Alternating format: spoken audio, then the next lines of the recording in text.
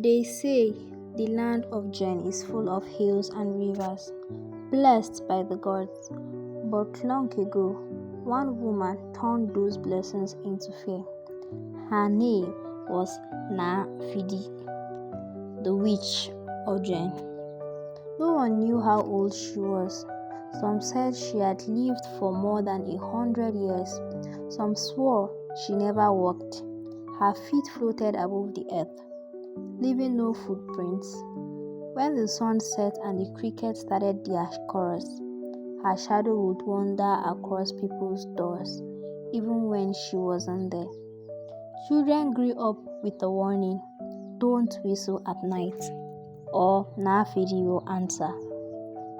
Her power was strongest under the full moon. On those nights, people heard her voice rolling over the farms like wind through dry grass. She would chant in the Jinju tongue, Fiye, Fiye, Asukudijen, which means the sun God sees, the spirits eats in Jen. And the next morning, sickness will spread in the village. Goats will die with twisted necks. Hunters return home with scratches on their backs as if something with claws had ridden them. Worse were the children. The witch loved children. At least that's what the old people said. A child could be laughing one day and the next day they would not wake. When the family wept, Nafidi would walk past their compound, smiling with her rotten teeth, her eyes glowing like ambers. Some swore they saw her turn into a black hyena at night. Others said she flew as a ball of fire across the Karim Lamido sky. The people tried everything. They offered sacrifices to Fi, the sun and great creator. They left calabashes of beer by the river.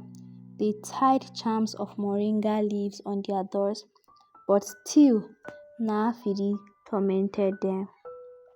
She was untouchable until one fateful year during the Mihu festival, the great hunting celebration. That year, the hunters returned with poor catch.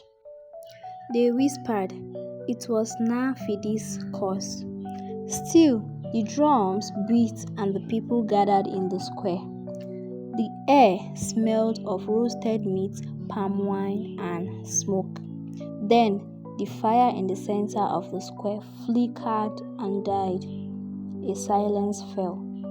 Out of the darkness she came, Naafidi, bent and thin, her long fingers brushing the ground. Her laugh split the night, and people covered their ears. Babies wailed, women clutched their wrappers.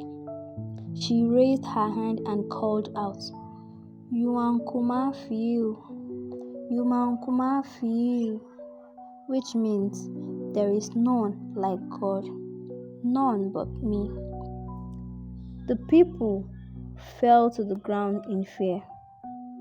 But the Ivawaka Zapte, the Jinjo chief, stood tall, his voice carried like thunder.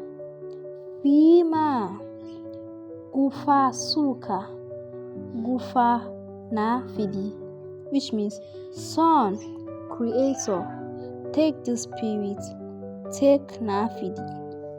The clouds opened. A flash of lightning ripped across the sky, striking the ground where Nafidi stood.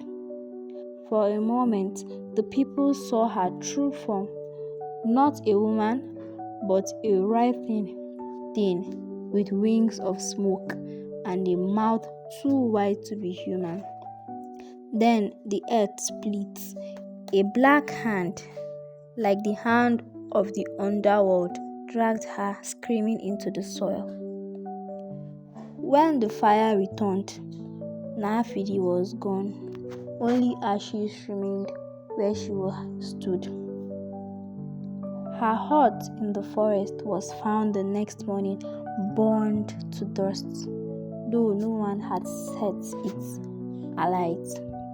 But even in that, she did not rest. Hunters still claim that in the deepest bush, when the moon is round, they hear her voice in the wind. Fee-ye, fee-ye. Some run, some freeze, a few return, and a few never return. And so the people of Jen still tell the story. Never whistle at night, never walk alone in the forest, and if you hear the witch of Jen calling, whatever you do, don't look back.